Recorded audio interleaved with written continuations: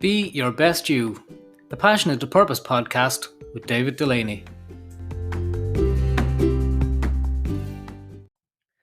Good morning and welcome to Be Your Best You, the Passion into Purpose podcast with me, David Delaney. Simplicity.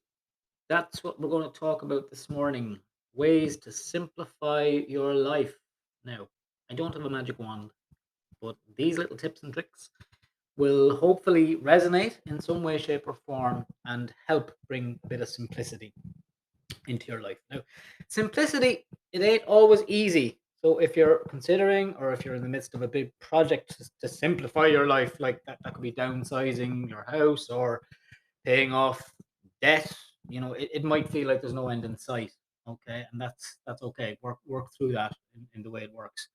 So big changes, once you clear debt, that's a big change in your life, and that will add tremendous value to your life. But little changes are also just as important. So not only do they encourage the big changes, they're meaningful all on their little onio. Little changes can be accomplished quickly. So it adds fuel to your simplicity fire, let's say. So grab a pen. You have 5 seconds. Or press pause on this. So we're going to jot down some things about. We're going to make a list of 5 to 10 little things that we can do today or this weekend to simplify your life. Okay, by doing these things, you'll create. You don't have to do them all. Okay, and these mightn't even work for you at all, and that's fine. But hopefully, they'll spark some. It'll help you create more time and space, so you can thoughtfully approach other ways you'd like to simplify and live your life. So identify little changes that we can complete in an hour or less, and we'll use this list or make our own, or we can mix and match. Okay, so let's talk about ways of simplifying your life. Media fast. Let's start with the media fast. Right, the news and media are everywhere now. I mean, social media. I mean, we always have choices with certain types of media that we have. So, maybe traditional media, we can choose to turn on the TV. We can choose to pick up a newspaper. Okay, social media is a bit more clever because it bombards us and it's there all the time. So when we go innocently onto Facebook or Instagram or Newsbreak or Medium or whatever platform, it can kick in and it can overwhelm us very, very quickly. So I suggest taking a break for 24 hours. Committing to taking a break for 24 hours once a week will help.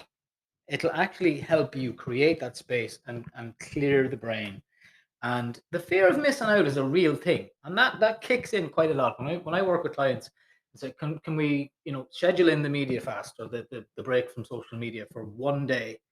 And a lot of times, the first couple of weeks that we do this, the clients come back and say it was actually hard. I couldn't do it. Okay, or I found it really, really difficult because I'm addicted to my phone. Okay, and quite a lot of us are actually addicted to that little dopamine hit that we get when we get a notification. Turn off the notifications. They are distracting. They are evil, okay? Because they bring you in to look at other things, and 4 hours later you are looking at that funny goat licking the fence, okay? Or the funny cat. Just be careful with them, okay? Because they're highly addictive. So commit yourself to a little media fast every now and then. Clear up a misunderstanding would be another thing that we can do quite quickly. If your mind has been occupied by an uncomfortable conversation, let's say, or a row you've had with someone, an argument or misunderstanding, make a phone call. Okay, pick up the phone and just ring that person and say, "Hey, what's the crack? I know we had X, Y, Z, whatever the case is, right? You don't have to come to a resolution or even, ever completely agree on the disagreement. But it's usually enough to agree that, you like this person, okay? They're your mate or your friend or your family member, or your mother, whatever the case is, okay? You really like each other and you want the weirdness around this situation to go away. Don't wait, okay? It will make you feel good to clear up that misunderstanding. And just make it's clarity. Okay, it's finding clarity. The third point I'm going to suggest is scheduling a solo date. Solo date. When's the last time you took yourself out to lunch? Sounds weird, huh? It's very nice to do. I went to the cinema a couple of weeks ago on my own. My other half said to me, "Are you absolutely nuts?" And I said, "Yeah, all good." Um, it's not a bad thing to do. Why do we have to do things with people all the time? Okay, it's no harm every now and then scheduling solo time. Go to a museum or an art gallery now that we can again, and just immerse yourself. You don't even have to like art or be an art connoisseur or even know what the bloody things are on the walls. Just go and explore and step out of your normal comfort zone and just be in a different space for a while. Julia Cameron calls this the artist's date. Um, Julia Cameron, for those of you who aren't aware, wrote The Artist's Way, which is a 12-week course on discovering and rediscovering your creative self. So the Artist Day within that is a once weekly solo expedition, which you explore something that interests you. So it doesn't have to be overly artistic or cost any money, for example. So you need to think mischief more than mastery. Artist dates are meant to fire up the imagination, spark whimsical things, they encourage play. So when choosing an artist date, it's good to ask yourself, what sounds fun, and then allow yourself to try that out.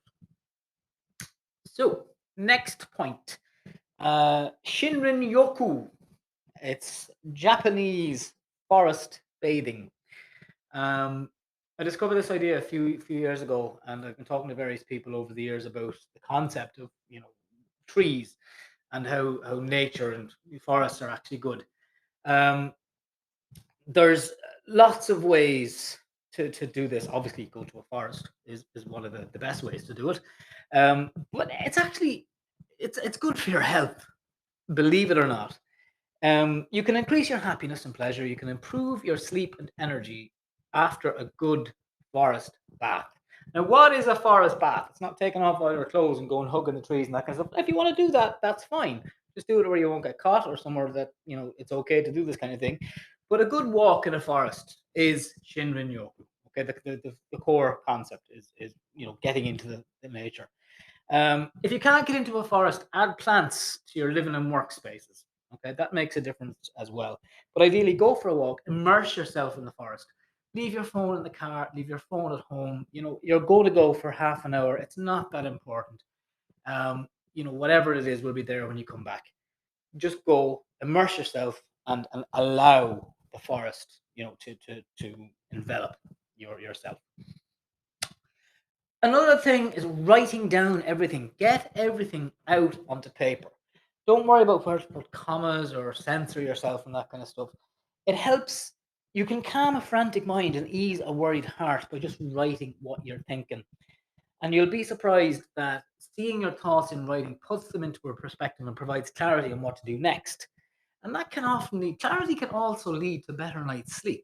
So when you get things off your chest by writing them down, or having that phone call, as I mentioned earlier, it can actually help you sleep better, genuinely, because it's not racing, on that screen through your head. The next point I want to suggest is rapid fire decluttering.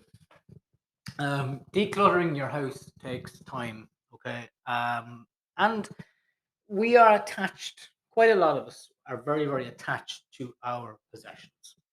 I put my hand up and say, I find it almost impossible to declutter books. Love books. Me and my books. Yeah. But things like clothes that don't serve us anymore, okay? Things that we know and we admit to ourselves we're never going to wear or we're never going to fit in again because we're too skinny or we've put on a bit of weight, whatever the case is, okay? And that's okay. But you'll be surprised if you actually micro declutter. So put aside 10 to 30 minutes. Turn on your favorite music and go.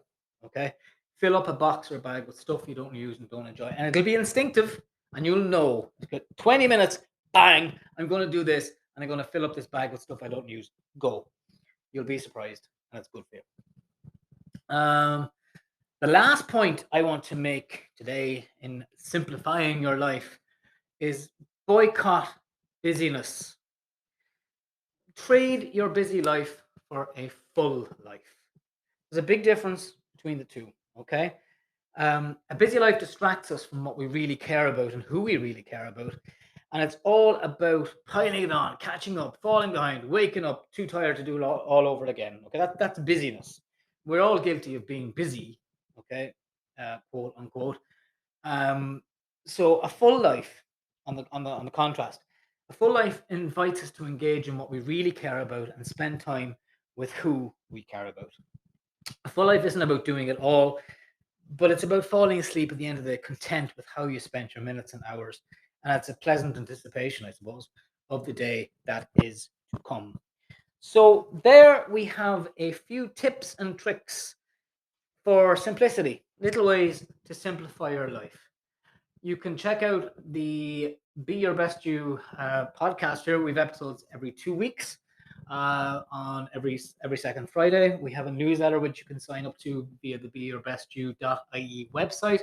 We're also on the socials, but you won't find out because you're going to have your notifications off. So you have to go look for us on Facebook, Be Your Best You. We also have a private members group on there as well. And we have the Instagram and Twitter channels as well. So whatever tickles your fancy to dip into every now and then, you control it. Don't let them control you. And until next time, be your best you.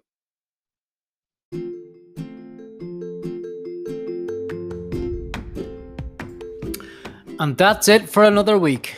Thanks for joining us this morning, and do join us next time on Be Your Best You. Have a good week.